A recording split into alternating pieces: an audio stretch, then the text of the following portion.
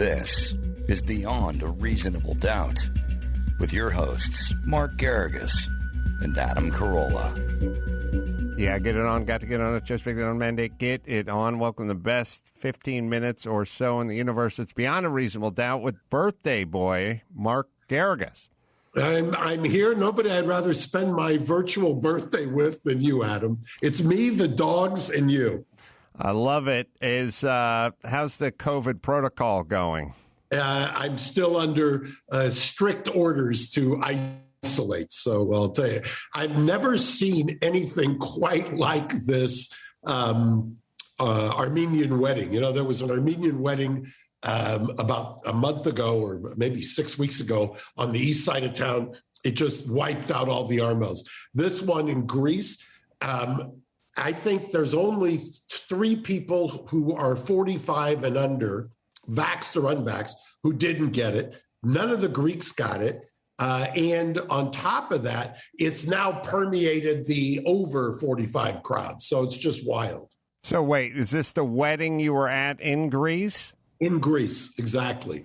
And so we've been trying to figure it out anecdotally. Was it going to the island of Paros, COVID Isle? Was it staying out? You know, at first I was saying it sure seems to hit the 20 to 30-year-old range. And does that mean because they were clubbing it all night in Athens or going out in Paros or not? But, you know, the virus knows what the virus knows, and it pretty much has just wiped out everybody at this point.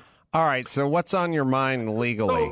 Interestingly, Gary and I may talk about this with Jimmy Neutron, but I wanted to get your take on one thing. There has been a lawsuit, and you're old enough like me to remember when Al Davis used to sue the NFL.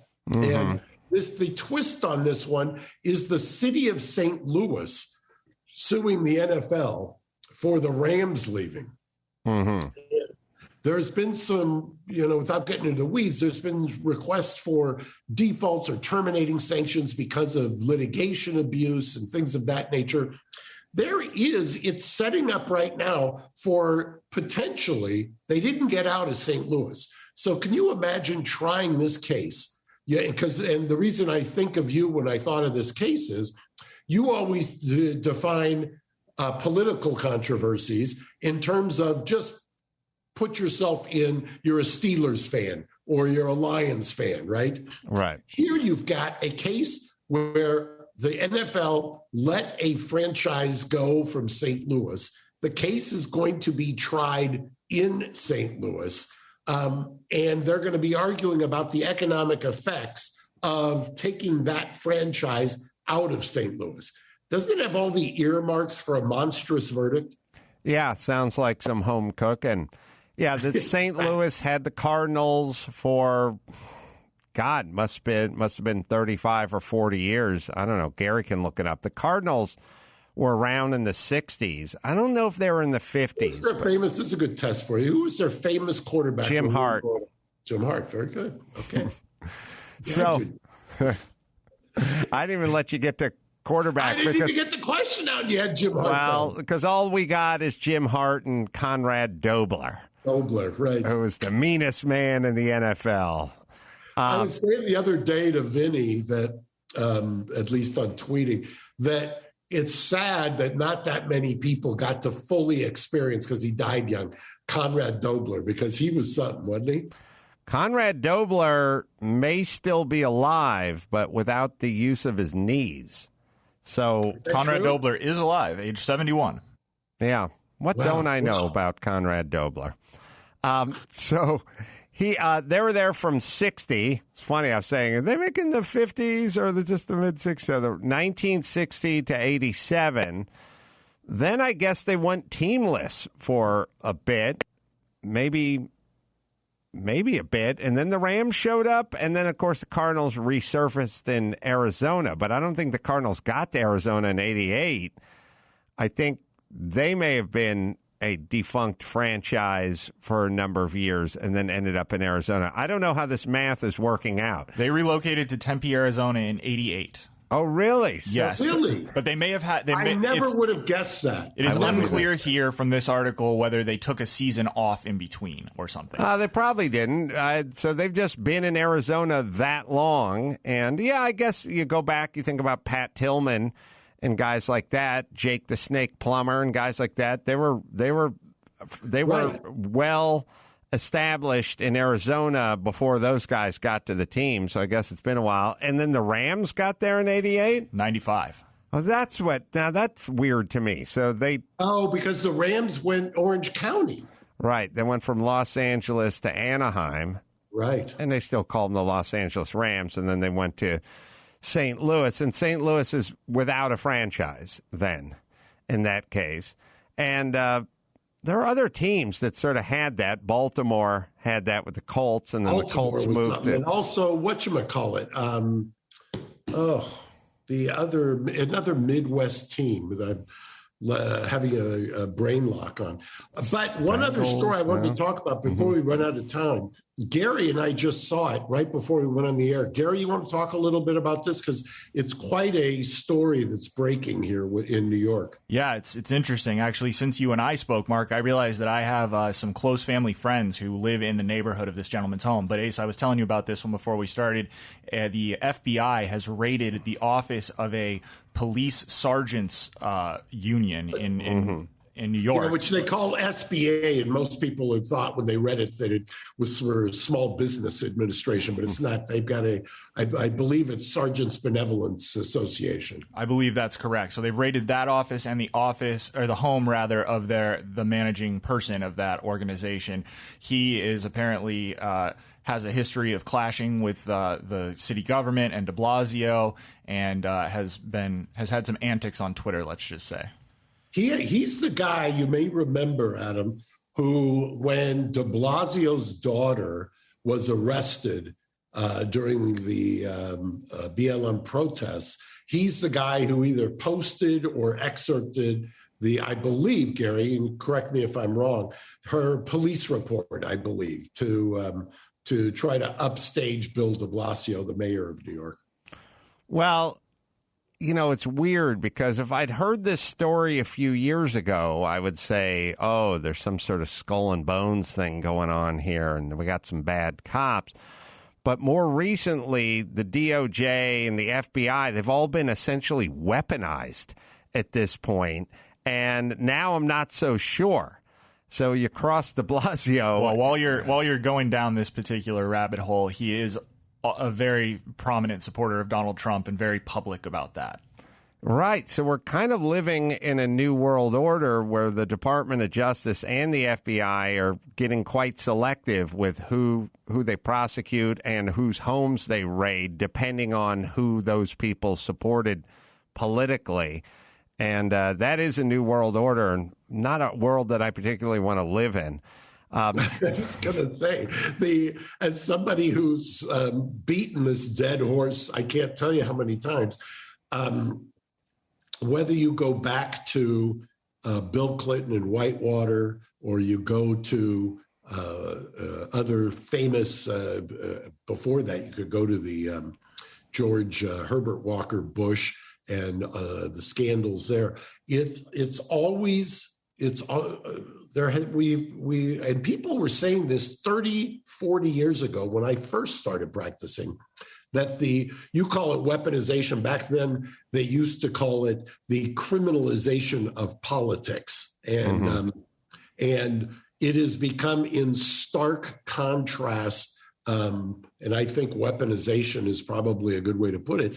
People are, at least from my standpoint as somebody who's practiced criminal defense, I like the idea that people have a little skepticism and a little cynicism when something first happens, because that's what you're supposed to have. You're supposed to have kind of a presumption of innocence and a critical approach to when law enforcement does one of these. One of the things, this guy has a contingent in New York, is my understanding, who do not like him at all. And so people were almost cheering online when this was happening. But there was some theater to this also. This was kind of a Rudy Giuliani style perp walk of let's march out the boxes with our law enforcement blazers on, and kind of when you were railing about it's been years now, the Roger Stone SWAT team takedown and things of that nature. The theater of this, I think, also has there should probably be a recalibration of as well. Well, I'd say the same about Lori Lockland. Like, just turn yourself in. Tell the attorney, tell your client they need to turn themselves in by noon tomorrow. No reason for the SWAT team to show up at Lori Lockland's house. No reason. And by the way, you want to get people shot, have a bunch of beaked up agents with military gear and assault rifles bang on someone's door at 6 a.m. when it's dark outside. I mean, well, and by the way, you can also extend, you're talking, rightfully so, about an arrest warrant where you presumably they've been dealing with the lawyer to tell the prosecutors have, that this person is either a subject, a target, or a witness. And, depending on whether they cooperate, they can move up or move down. In that case, you're absolutely right. Call them up, say, turn yourself in. One of the reasons that I always suspect prosecutors don't want to do that is because then a defense lawyer is going to say to the judge, look, they made a call, they came right in, they knew they were getting arrested, and they're not a flight risk. So it undercuts one of the main arguments the prosecutors always make. In the case of let's really examine that, because there's a very smart point, which is I, as a layperson, keep saying, why are you showing up at these people's homes in pre-dawn hours and rousting them? And, their dog's barking. The dog can get shot. The wife comes downstairs. Yes. It's insane.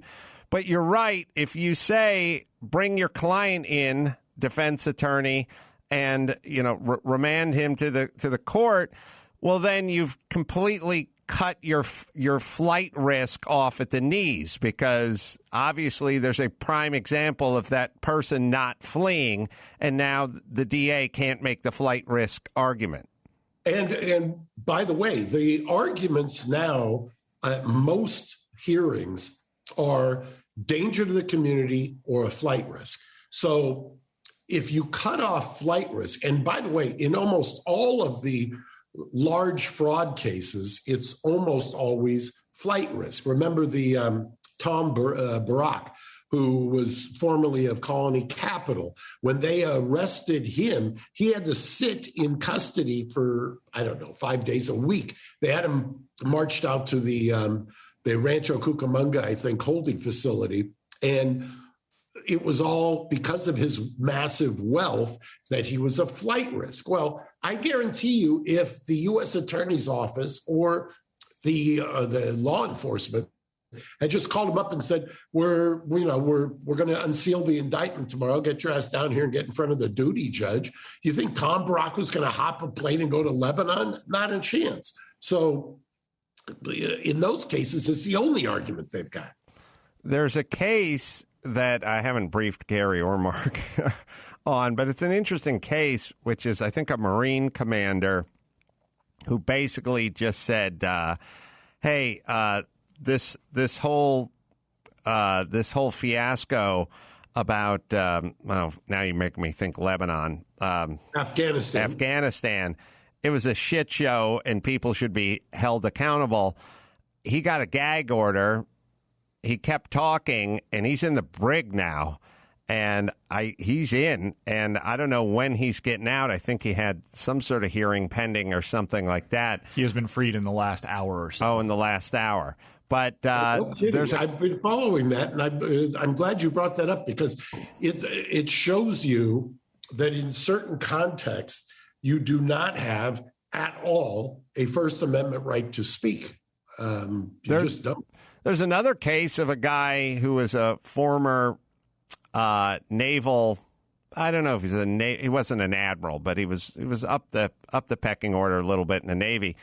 He attended January 6th. He never went into the Capitol, but he attended it with his wife.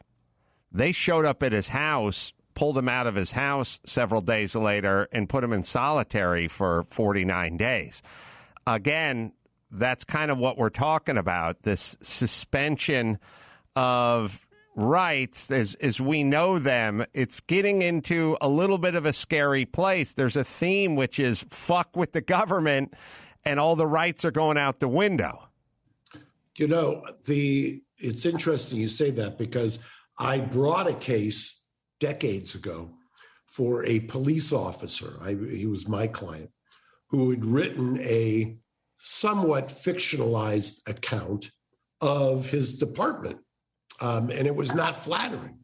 And they fired him. And I remember making the argument at the time that how could you fire him for this? And, you know, the courts at that point just stood on their head and said, no, that's okay. You can do that and invoked security, invoked the usual immunities that they cloak whenever you don't want to grapple with what the hard issues are. And I remember at the time arguing this is a pernicious kind of a precedent to set, because you can expand those immunities exponentially whenever you want to, just to kind of further, as you say, grind somebody into the ground, basically. And it's also interesting that all the people that never stop applauding whistleblowers when it comes to a defense contractor or Halliburton or something like that, when a guy in the military essentially steps up and says, you guys fuck this Afghanistan withdrawal up 10 ways to Sunday, and they fucking take him away and put him in the brig, the folks who applaud the whistleblowers don't have any thoughts about this guy. There's no more applauding going on. Yeah, and I'll take it one step further. I would venture to say that the same person who's got no problem with that guy being remanded into custody would be appalled by the reports that Mike Pompeo was planning on ways to assassinate Julian Assange. And so, you can't, that's part of the problem with the contemporary discourse. If you're going to be intellectually appalled by certain things, it can't always be when your ox is getting gored. Well, you can do this little thought experiment, which is, what if Trump had been elected to a second term and Trump and Pompeo and company botched the whole Afghanistan withdrawal, and then some Marines stood up and said, this is wrong, Trump screwed the pooch on this, and they threw him in the brig. Do you think Rachel Maddow would have thoughts about that? I'd say she would. But she has no thoughts about this. And that's the theme that we kind of keep going back to, which is just be intellectually honest, or at least consistent. All right, Mark, I'm going to let you go trip the light fantastic, because I know on a regular weekday how much you enjoy dancing, but certainly when your birthday is upon us, how you love to celebrate. Thank you. Hi, Adam. Hi, Gary. Good seeing you. And happy birthday once again, my friend. All right. You can go October 30th. I'm going to be at the Brea Improv with Rob Riggle. I'm going to do two shows. Rob's going to do one of them. Hopefully we'll have another big name join us up there as well. We're working on some good ones. So you can get tickets to that. You can also go to adamcarolla.com for all the live shows, and you can check out our Pluto TV channel, Chassis channel on Pluto TV 687. Subscribe to our YouTube page, youtube.com/Reasonable Doubt Podcast. And until next time, it's Adam Carolla from Mark Garagos saying mahalo. Thanks for listening to Beyond a Reasonable Doubt. Stay tuned for more bonus episodes coming soon.